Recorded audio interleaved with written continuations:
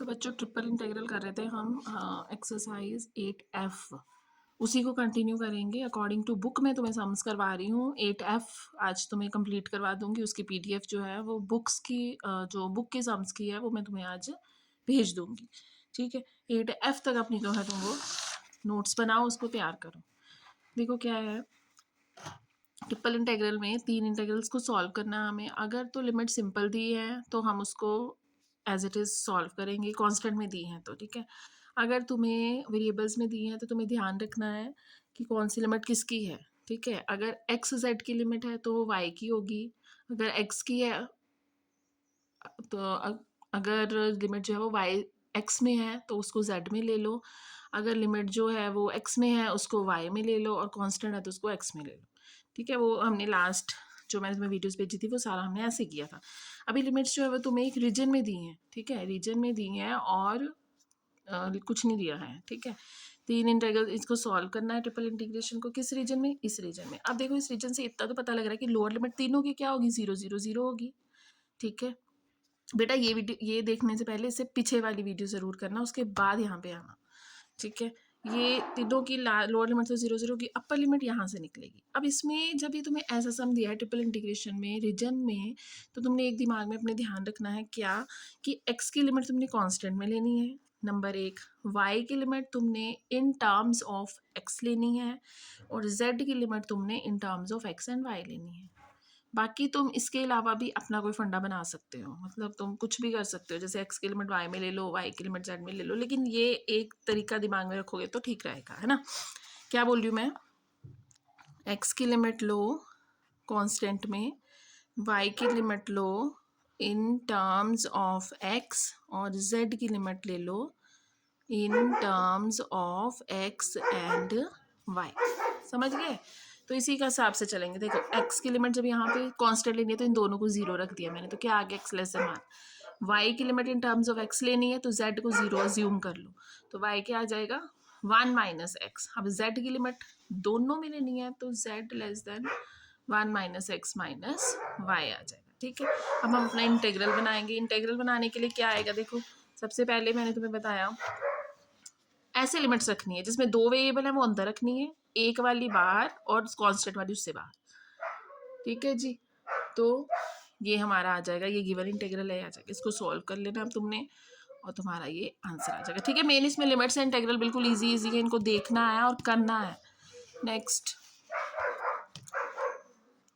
Next क्या है, ये इंपॉर्टेंट है, सम एग्जाम में आया है लास्ट ईयर। लेट वी एक टेट्राहेड्रन दे दिया, bounded by the coordinate planes and the plane this. 2 plane दे दिए, एक प्लेन ये दे दिया, एक कोऑर्डिनेट प्लेन्स दे दिया। अब कोऑर्डिनेट प्लेन्स है जब लिखा है तो मतलब वो बाउंड हो रहा है इससे, और कोऑर्डिनेट प्लेन से बाउंड हो रहा है और इस प्लेन से बाउंड हो रहा है। ठीक है, तो तुम्हें लोअर लिमिट क्या लेनी है इसकी, 0 0 0 ही लेनी है।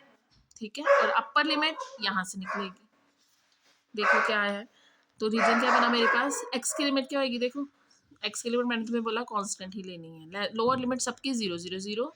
अब एक्स की लिमिट जब तुम यहाँ से एक्स की वैल्यू निकालोगे कांस्टेंट में, तो वाई और जेड दोनों को 0 रख दो, तो एक्स क्या आ जाएगा, 2x इज इक्वल टू 2, तो 2 से 2 कैंसिल, तो एक्स की लिमिट क्या आ जाएगी, अपर लिमिट 1। ठीक है, अब वाई की लिमिट निकालनी है इन टर्म्स ऑफ एक्स, तो क्या आ जाएगा 2 माइनस 2x। जेड की लिमिट निकालनी है in terms of X and Y, तो क्या आ जाएगा 2 माइनस 2x माइनस वाई। ठीक है, एक्स की लिमिट कांस्टेंट, वाई की limit in terms of X और जेड की limit in terms of X and Y. तो इसको भी जब तुम सॉल्व करोगे, इसका सोल्यूशन तुम्हारी बुक पे दिया है तो इसको देखना है तुम्हें। ठीक है, नेक्स्ट देखो ये, अब ये सम है। अब इसमें अपर लिमिट लोअर लिमिट कुछ नहीं दिया है, सॉरी लोअर लिमिट का कोई हिंट नहीं है, हमें दोनों लिमिट्स ही निकालनी है ना। इसी को उठा लो क्योंकि इसी से हमने फाइंड आउट करनी है अपनी लिमिट्स। अब देखो मैंने तुम्हें बोला एक्स की लिमिट जब वो कांस्टेंट में आएगी तो एक्स स्क्वायर क्या आ जाएगा, एक्स स्क्वायर लेस देन 1 आ जाएगा, है ना। मतलब वाई और जेड को 0 अज्यूम कर लो ना, तो बेटा ये स्क्वायर है तो यहाँ पे क्या आ जाएगा, -1 less than x less than 1। ये एक्स की लिमिट्स आ गई। अब वाई की लिमिट तुमको किस में रखनी है, इन टर्म्स ऑफ एक्स, तो क्या आ जाएगा, वाई की लिमिट क्या आ जाएगी, 1 minus X square. One minus x कह रहा है तो ये ऐसा हो जाएगा अंडर रूट माइनस और प्लस, ठीक है। अब जेड की लिमिट किसमें निकालनी तुम्हें, वन माइनस एक्स के माइनस वाई स्क्र, तो वो ये हो जाएगा, समझ गए। ये हमारा बन जाएगा इंटेग्रल। अभी देखो इस इंटेग्रल को सॉल्व करना बहुत मुश्किल है, इसके लिए बेटे दो रिजल्ट्स जो है वो मैं तुम्हें लिखवा रही हूँ, तुम्हारी बुक में भी है, इसको देख लो क्या चीज़ है।